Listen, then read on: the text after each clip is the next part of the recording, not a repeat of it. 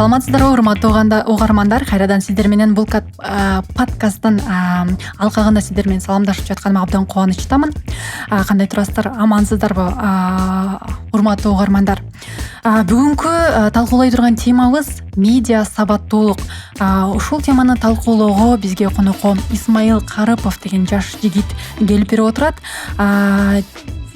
Жаңы баштап жаткан блогер жана СММ адис. Саламатсыздарбы, Исмаил, кандайсыз?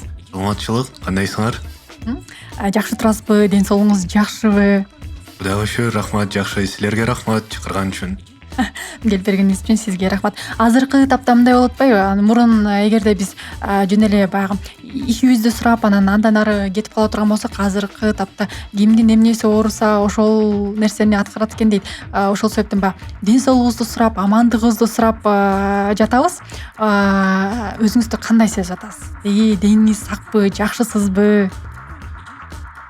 Кудайга шүгүр, чын айтсам кичине коркунучтамын. Анткени азыр каяка барбасаң баары эле жарым оорубай жатат. Анан ошондон коркунуч болот. А так баары жакшы деп ойдомун. Анткени оюң кандай болсо, денең ошондой болот деп сеземин.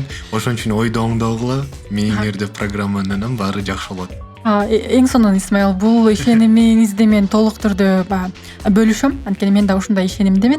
Экөөбүз башка темага акырын кирип баратат окшойбуз.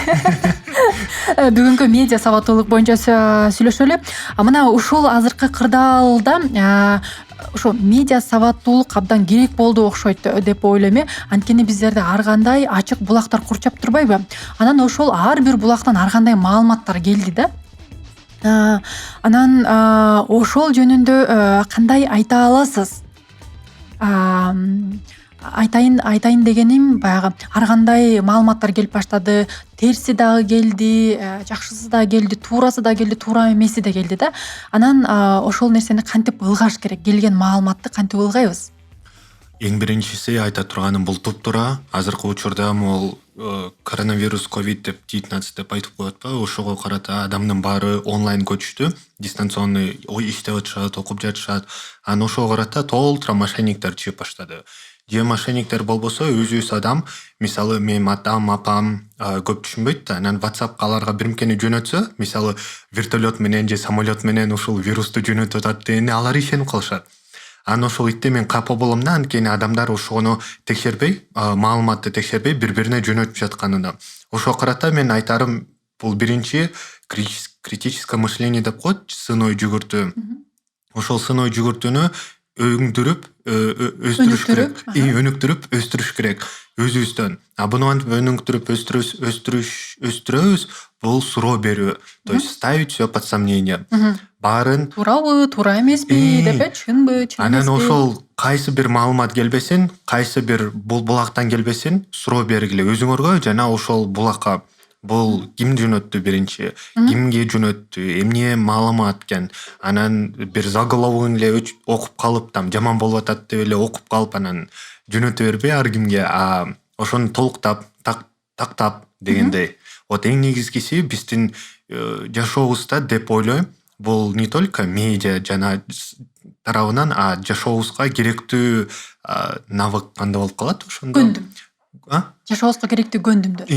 Көндүм, жашообузга керектүү көндүм бул медиа эмес, могул критическое мышление, сын ой жүгүртүү. Сын ой жүгүртүп, алган маалыматтарды ылгап иреттөө, Туптуура ылгап иреттөө. Жана сиз айтып жатпайсызбы? Мен да ушундай көрүнүштөрдү көп байкайм да, жана WhatsApp аркылуу ар кандай маалыматтар келет дагы, анан ошол жерден тура калып эле туугандардын баарына, группалардын баарына эле жөнөтүп башташат да. Анан ошол маалыматты текшерүүдө, сиз айтып атпайсызбы, сын ой жүгүртүүнү өндүрүү депчи. Анан макул, мага бир маалымат келди. Мен ошону кантип текшерем? Бул туурабы, туура эмеспи, же фейкпи, же чынындагы чыныкай маалымат экенин мен жөнөкөй медиа адис эмес, жөнөкөй жаран катары кандай кылып текшере алсам болот? Жолдору барбы? Албетте жолдору бар. Бул как любой нерсени, көндүмдү, навыкты нужно прокачивать каждый день. И ошон үчүн силер уже автоматом бирмкени билип калыш үчүн буну күнүгө өндүрсөңөр болот. Мисалы мен өзүмдүн апамдан мисал кылып кетейин. Байда ошо апамга WhatsApp'тан келди. маалымат келди. Эртеси күнү саат 13 бирдимке калп айтпасам 13 12 ушу унутуп калдым. Ошол убакыттарда самолет менен дезинфекционный бирдимке түшөт. Терезелерди, эшиктерди жапкыла деп айтты. Мамам ишенип, байкушум чуркап баштады. Ай, эшикте төшөктөрдү киргиз. Сени немет, буну жап, иттерди эмне кылабыз? Иттер ачык асмандады. Анан мамамды токтоттум. Мам, токтоңуз. Пожалуйста, паника болбоңуз, Сураныч. Отуруңуз, келиңиз. Ким айтты десем, WhatsApp'тан дейт. Анан келиңиз WhatsApp'ты ачып текшерелик дедим. Сурадым, мам, бул ким жөнөттү? Десем, кошунам дейт. Ачыңыз, источник кандай экен десем, эми жарайт, нормально эле го дейт, булак. Ошол сайт жазылган. Жөнөткөн булак. Жөнөткөн булак. Анан ойлонуп калдым да, мейли апам түшүнбөйт болуш керек, бул азыркы учурда биз мындай жок дегенде визуально биле алабыз да, кайсы сайт качественный, кайсы сайт качественный эмес. То есть кайсынысы жакшы түзүлгөн, кайсынысы каталары бар, каякта бир жаман нерселери бар. Бул жердин баягы расмий деген белги да туура болсо керек э. Ошо официальный расмий булактар.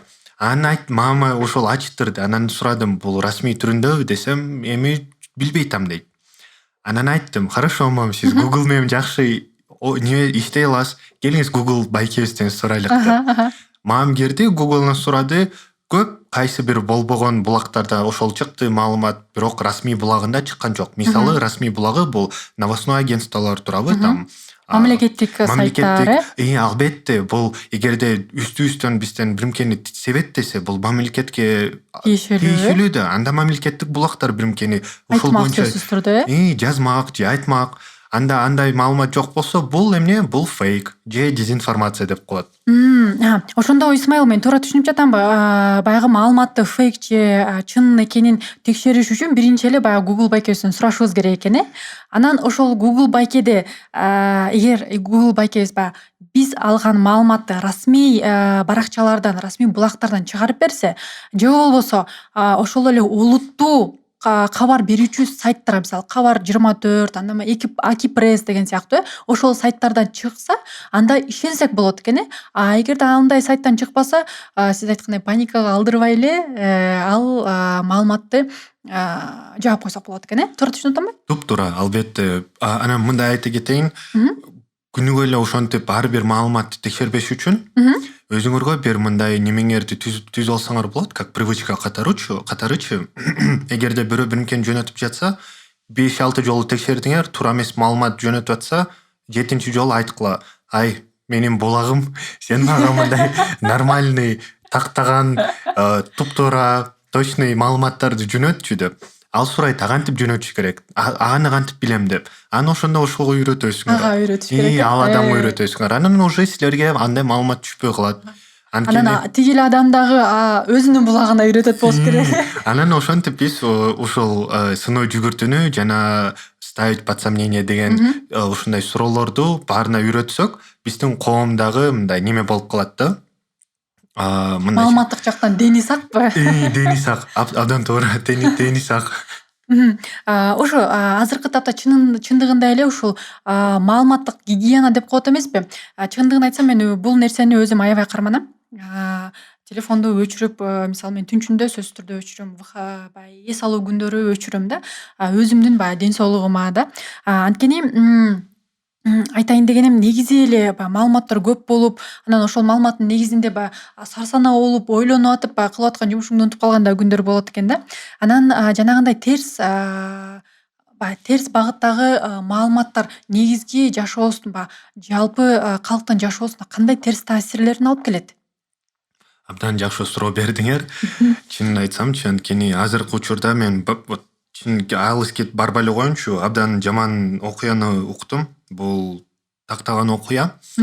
Баяда тааныштарым интернеттен азыр паника жүрүп атпайбы? Тил дарыны иштеп жатат, бул мындай дарыны же мындай аппаратты иштеп жатышат, адамга жетпей атат, адам ушинтип каза болуп калып атат деп. Ушундай маалыматты биз толтура угуп атабыз.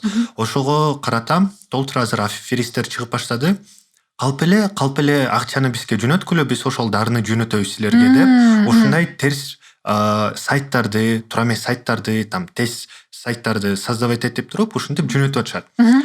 Анан ошол адамдар сайтты Карапайым текшерген эл, карапайым эл сайтты текшербей, кимкенин текшербей, Мгм. сөзүнө ишенип туруп, акчаны чоң суммадагы акчаны жөнөтпөй атпайбы. Мгм. 2-3 күндөн кийин ал булак ошол телефону менен кошо удален жок, Жабылып калган, жабылып калды, эч жооп жок. Мгм. Анан ошентип күйүп кетишти адамдар. Бул болгон окуя болуп атат, Болгон окуя. Мгм.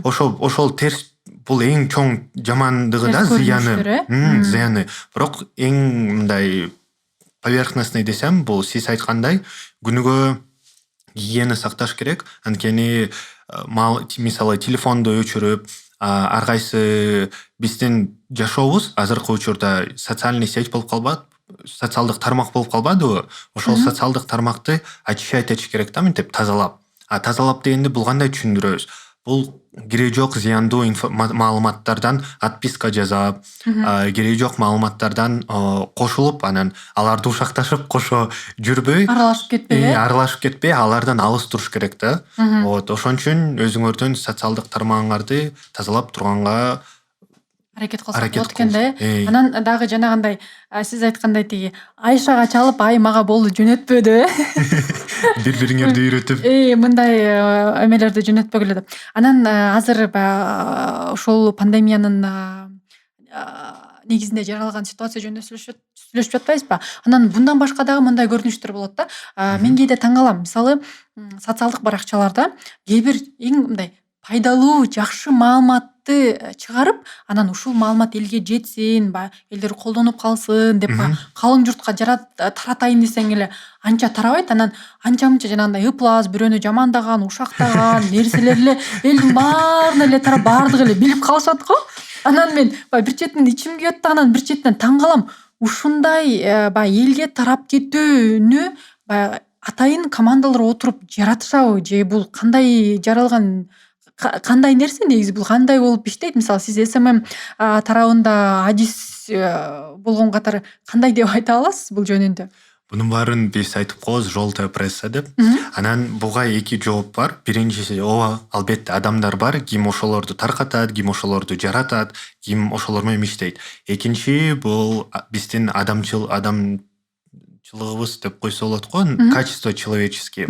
Бизге өзүбүзгө мындай ушактар жагат. Көбүнчө биз ушул паника, согушуп кетти, урушуп кетти, айтышып кетти дегенге абдан көңүл бурабыз да. Ошон үчүн ушундай маалыматтар тезирээк таралат. Берки жакшы маалыматка каранып, бир пайдалуу маалыматка каранып, зыяны плас маалыматтар тез таралат. Ошон үчүн айтып жатканым ошол, жана маалыматты тактаганы, анан маалыматты ошону текшергени аракет кылгыла. Анан албетте ошол жакта отурат адамдар. Эгерде бул государственный бир политический деятель болсо, анда албетте анда боттор бар, закрытый аккаунттар бар, ошолорду тарата турганчы, ушундай маалыматты тарата турган. Эгерде бул жөн эле ушак болсо, то бул өзүбүздүн адамчылыгыбыз, то есть бизге мисалы мен кошунам жаман айтып койсо, мен ошону социалдык бир баргама жазам. Анан черный списоктогу элдер келет, аяка кошулат. Ал жактан ызы-чуу болуп, ушакташып. Анан ошол таратылат. То есть аны үчүн мен көп деле жумуш кылган жокмун, кичине эле усилий кылып койдум, уже таратылып кетти. Бул баягы маалыматтын форматына жараша болот турбайбы? Анан жана сиз айтып атпайсызбы, эгерде мамлекеттик кызматкер же болбосо бул саясатчы боло турган болсо, то анын алдында баягы команда иштейт, жана маалыматты таратуу боюнча боттор иштейт депчи. Мен айтып кетейин дегеним, мисалы карапайым эл, өзүбүз билебиз, эгерде баягы шайлоо учурунда болобу же болбосо башка бир саясаттык иш-аракеттин негизинде жанагы ошол эле социалдык баракчалар аркылуу, социалдык тармактар аркылуу анча-мынча баягы көбүртүлгөн, жабыртылган, анча-мынча баягы мактаныч маалыматтары тарап кетип атат. Анан элдер тилекке каршы ошого ишенип, анан ошого жараша өзүнүн тандоосун кылып салып жатпайбы? Ушуга айта турган нерсем, бул азыркы учурда силерге жакшы кылып жатат, кийинчерээк 2 эсе жамандыгы тиет депчи. Ошон үчүн ар бир кайсы маалымат болбосун, эгерде особенно бөтөнчө могул бир кызматкер